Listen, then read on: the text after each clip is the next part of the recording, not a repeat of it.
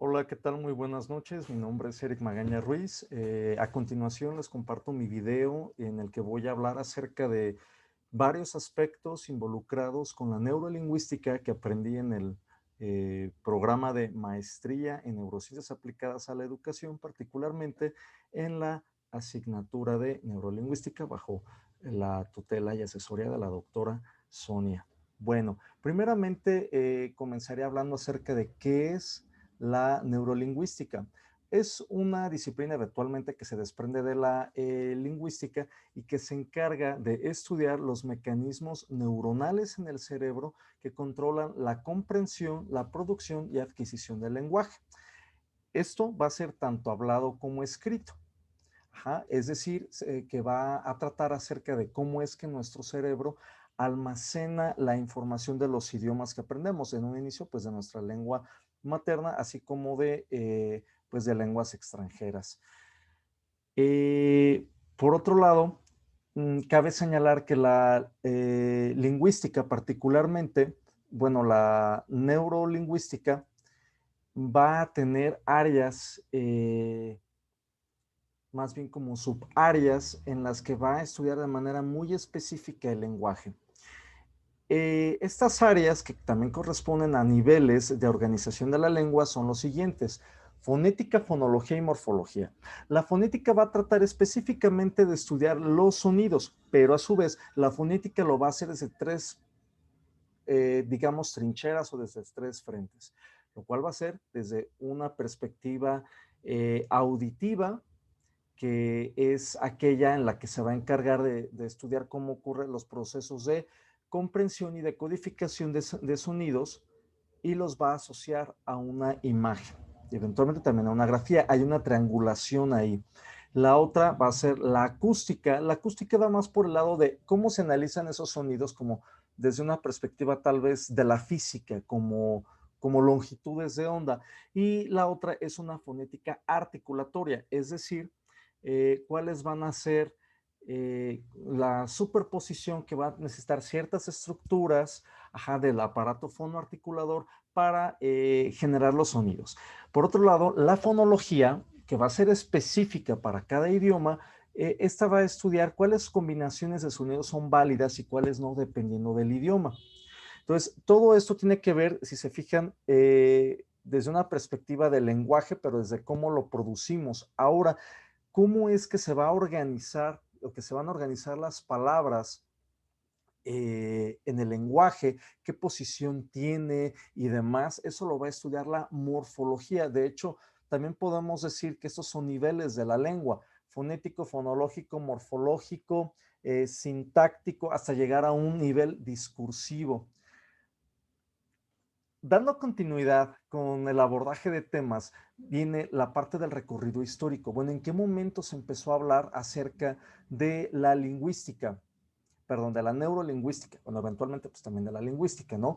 Se sabe que Platón, por el año de 360 antes de Cristo, es el primero en dejar esta premisa al identificar la base de la lingüística en torno a tres elementos, lo cual es muy importante porque es algo que sigue vigente, que es una imagen, un signo, ajá, y un sonido. Esa triangulación, imagen, signo, sonido, precisamente es en la que se basa el lenguaje, ¿no? A este nivel neurolingüístico, precisamente.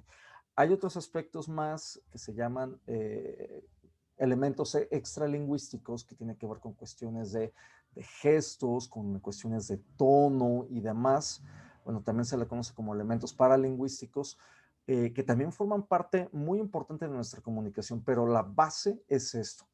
Ahora, si nosotros continuamos hablando acerca de cuáles son los orígenes del lenguaje, podemos decir, por ejemplo, que hay algunos autores, entre ellos Ardila, que maneja que el lenguaje humano, tomándolo como este sistema léxico-semántico, al hablar léxico-semántico, o sea, de significado que se le da a las palabras, eso es léxico de palabras, y semántico de significado, del significado que tienen las palabras y cómo se va organizando, esto forma una unidad. Ajá. Entonces, cuando se habla de este tipo de unidades, léxicos, bueno, de unidades comunicativas, léxico-semánticas, se habla de que se tiene un paradigma. Ajá. Entonces, esto se remonta a hace 200,000 años antes del presente. O sea, imagínense cuánto tiempo hace. Sin embargo, hace 50,000 años apareció el lenguaje como medio de codificación gramatical, es decir, ya a nivel sintagmático. Ajá. Eh, un sintagma es cuando cierto tipo de palabras se van acomodando y nos van dando, como les decía yo, unidades. Un paradigma es un modelo y un sintagma es una unidad. Entonces, esto nos comenta Ardila, ¿no? Respecto como a este proceso de desarrollo del lenguaje. Ahora bien, ¿en qué momento fue que se supo que había ciertas regiones del cerebro que estaban involucradas con el lenguaje? Bueno, nuestro primer referente eventualmente va a ser Broca y Wernicke. Ambos estudiaron algunos aspectos relacionados con el lenguaje, bueno, en realidad con ciertas lesiones, fueron los hallazgos que ellos mostraron en sus trabajos, en los que se dieron cuenta que si ciertas regiones del cerebro habían sufrido de algún tipo de daño, esto se iba a ver reflejado en el lenguaje, de tal suerte que se conocen dos áreas muy definidas del cerebro que están involucradas con el lenguaje, que es la región de Broca y la región de von Wernicke, ¿sí? Eh, ahora bien, de acuerdo con Ardila, como lo comentábamos hace rato, el lenguaje posee ciertas fases evolutivas. Estas fases son las siguientes: una protosistémica, en la que la comunicación es sonora y gesticulante. Uno lo puede ver, por ejemplo, con los niños. Otra protolingüística, que es ya la combinación de sonidos en palabras, pero sin gramática. Hay ciertas, esto se da, por ejemplo, de los 12 a los 18 años de edad. Y una tercera, que es un lenguaje gramatical o post-holofrástico en niños después de 2 años de edad, que si se fijan es cuando ya empiezan como a estructurar un poquito más. Ajá. Por otro lado, es que son muchos aspectos, ¿no?, que tenemos que comentar. Otro hallazgo que se me había pasado comentarles es aquel que nos comenta Rizzolatti y Arvid acerca de la región frontal 5. Bueno, para esto obviamente se han hecho estudios en distintos grupos de animales para evaluar qué regiones son las que trabajan. Es igual este tipo de procesos que ocurren en el humano respecto a otros animales, respecto a otros mamíferos, etcétera, otro tipo de animales, no sé, como aves, etcétera, y se observó que hay cierto tipo de estructuras constituidas por un sistema de neuronas que se les denomina neuronas espejo. Esto de las neuronas espejo se van a activar al momento de que se ejecuta cierto tipo de acciones. Ajá. Entonces se empiezan a llevar a cabo situaciones análogas. Y un ejemplo muy claro es, por ejemplo, un ejemplo muy claro es cuando bostezamos. Ajá. Se dice también que esta situación puede ser como aquello que rellena ese gap, ese espacio, eh, o el eslabón perdido entre las habilidades que tenían nuestros ancestros no humanos. Se habla, por ejemplo, de homínidos, ajá, y que tiene que ver también, por ejemplo, con cierto tipo de gestos dentro del sistema comunicativo que tenemos, dentro de un sistema comunicativo vocal, ajá, los cuales fueron como la plataforma para que se pudieran asentar las bases iniciales para el desarrollo del lenguaje hasta llegar a aquel tal como lo conocemos ahora. Ok, entonces, esto si nosotros analizamos el desarrollo del lenguaje desde una perspectiva histórica, ¿no? Eventualmente, pues hay varios autores que manejan distinto tipo de posturas. Dando continuidad a esto del desarrollo del lenguaje, pero si nosotros lo vemos desde el punto de vista del desarrollo infantil, vemos que hay etapas. Podemos decir que de los 3 a los 5 meses, en realidad lo que ocurre es que se perciben los sonidos, sobre todo lo de los padres que son con los que el niño tiene como mayor cercanía, pero lo que se generan son balbuceos.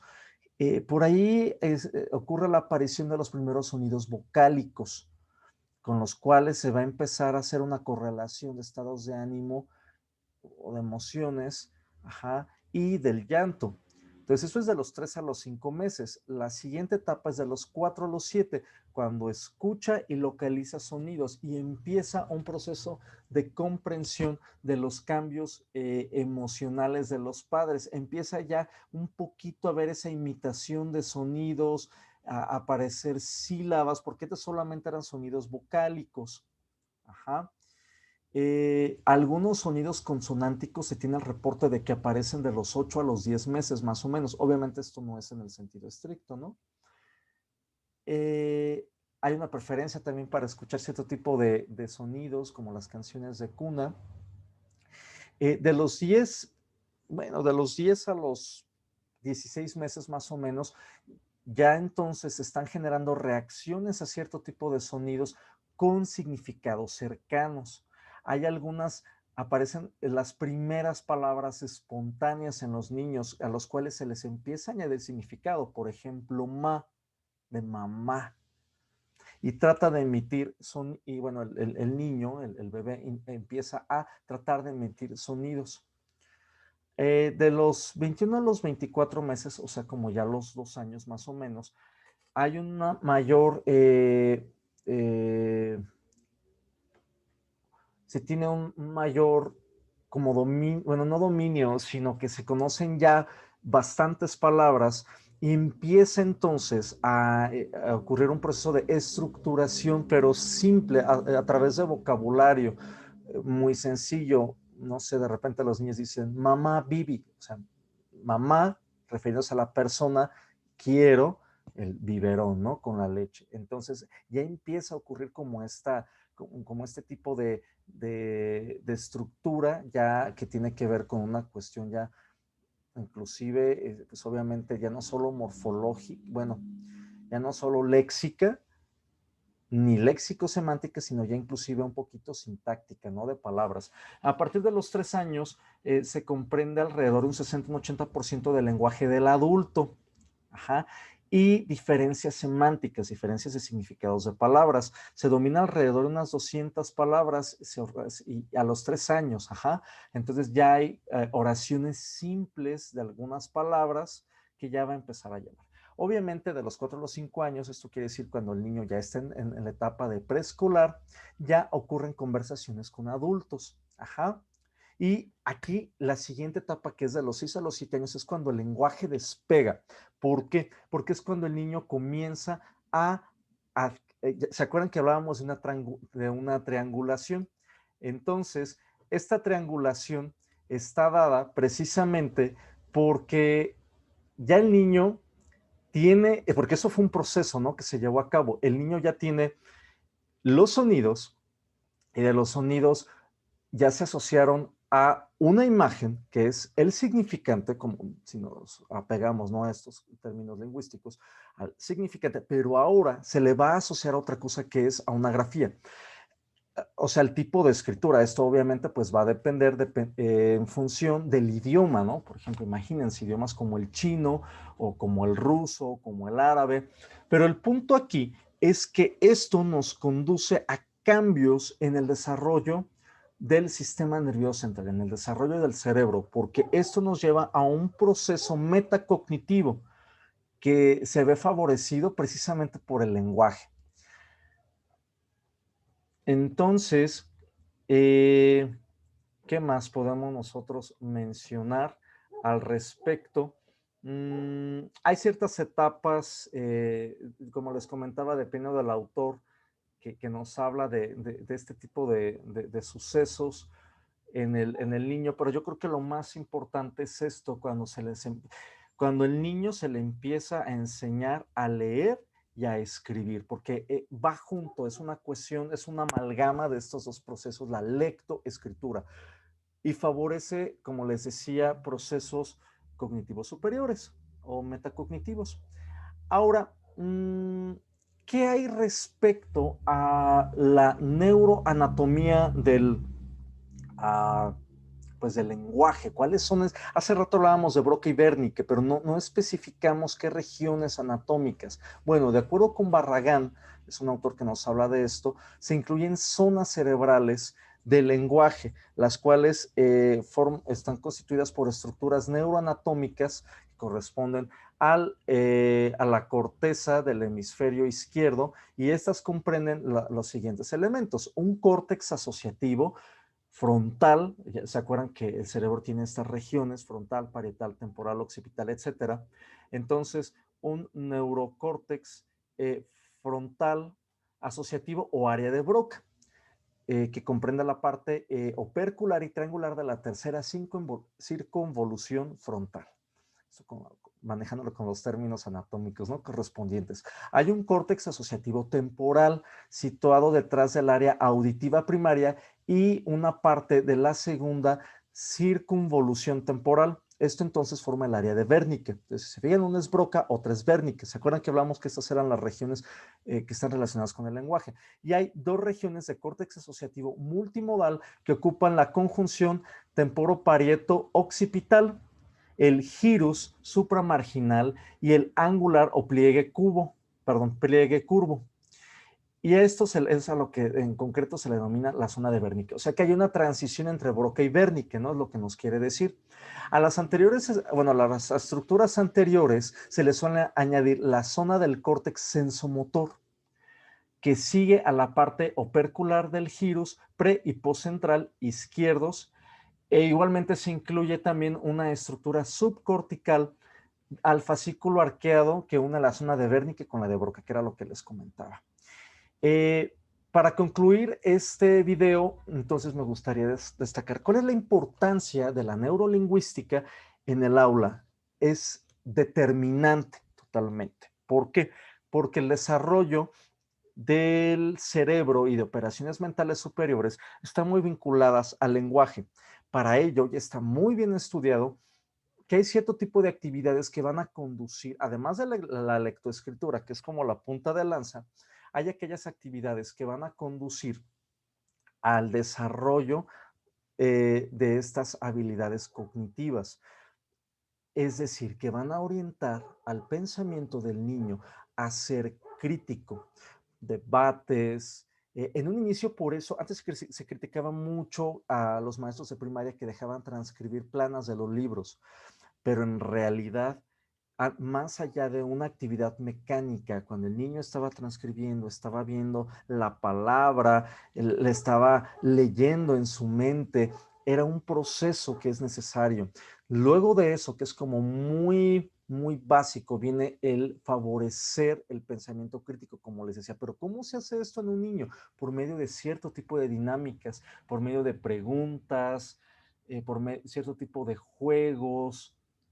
Entonces el niño, sin saberlo, está empezando a llevar a cabo este tipo de desarrollo.